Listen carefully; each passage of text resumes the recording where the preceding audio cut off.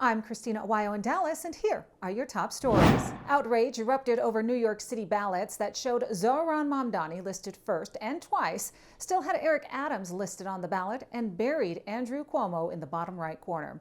As polls opened across the 5 boroughs for the hotly contested mayoral race, conservatives and election watchdogs were outraged over what they called a deliberate attempt to cheat with a ballot design that they say favors Mamdani while trying to eliminate Cuomo. In addition, voters were pointing to the fact that there is no ID required to vote in New York City, a city in which 1 in 5 can't speak English and nearly 40% were not born in the United States. Here are some election facts for you. Unlike stricter systems in states like Texas or Florida, New York does not require a photo ID, a policy rooted in 2020 expansions but slammed by conservatives. Officials from the New York City Board of Elections say the honor system is enough to keep illegal migrants from voting. Under New York's system, candidates endorsed by multiple parties get multiple slots on the ballot. Mamdani popped up twice, once under the Democratic line and again with Working Families Party. Critics say the extra line on the ballot confused voters and amplified left-leaning options, potentially taking support away from Cuomo's single hidden listing.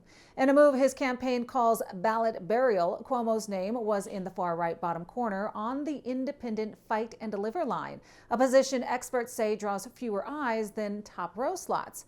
While ballot order is set by lottery under state law, critics say they don't think so, and this was actually planned, viewing it as a subtle sabotage against the only candidate that was a credible challenge against Mamdani. Cuomo's team countered with a voter guide video, but the damage was already done. George Soros illegally funneled $40 million through 6 NGOs to fund Zohran Mamdani's bid for mayor, according to a forensic investigation. The 40-page report, released by IRS whistleblower Sam Anter, details how a web of Soros-backed nonprofits illegally funneled the tax-deductible donations to propel socialist Mamdani's campaign through a sophisticated scheme. Anter describes a systematic tax evasion designed to make it seem like Mamdani was supported by a grassroots movement. Mamdani allegedly benefited from over 95,000 coordinated door knocks and tens of thousands of volunteer hours, all bankrolled by money that donors could write off on their taxes, despite their use in boosting his candidacy. Anter meticulously traced the money using public IRS filings and federal election records. His analysis accuses the network of violating federal tax laws by routing charitable contributions through quote-unquote pass-through organizations, converting them into political ammunition without proper disclosure.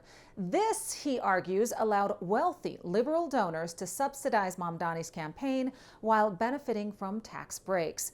At the heart of the scheme, according to the report, are 6 Soros-connected advocacy groups that publicly endorsed Mamdani and mobilized armies of canvassers in his name. These entities, banned under IRS rules from working with political campaigns if they are tax-exempt charities, allegedly broke the rules by channeling funds into targeted get-out-the-vote efforts for Mamdani. And real quick, I want to remind you that Medicare costs are set to go up next year. So if you want to save more than $1,000 a year, listen up.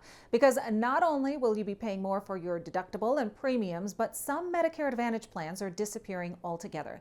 It can be confusing with so many different plans and options, but I have a quick and easy solution for you. Chapter. I've partnered with Chapter because I believe in what they're doing. They want to help, and they'll do it for free.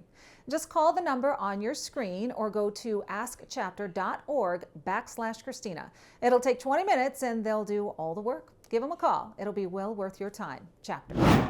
Federal prosecutors have unsealed records detailing what was in the 5 burn bags that were stashed away in a secret back room at FBI headquarters and discovered by Director Kash Patel's FBI.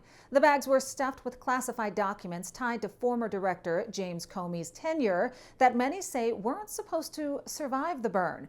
The bags had proof of the schemes and politically charged investigations run by Hillary Clinton and Barack Obama against President Donald Trump, including the debunked Trump-Russia collusion narrative.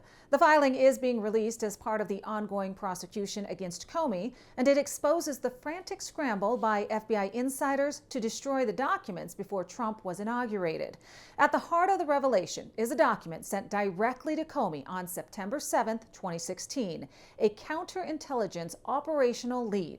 This document was said to be missing for years and contained intelligence related to foreign interference in the 2016 U.S. election. However, Comey denied under oath ever seeing the document, saying he was, quote unquote, unfamiliar with it and the intelligence it contained.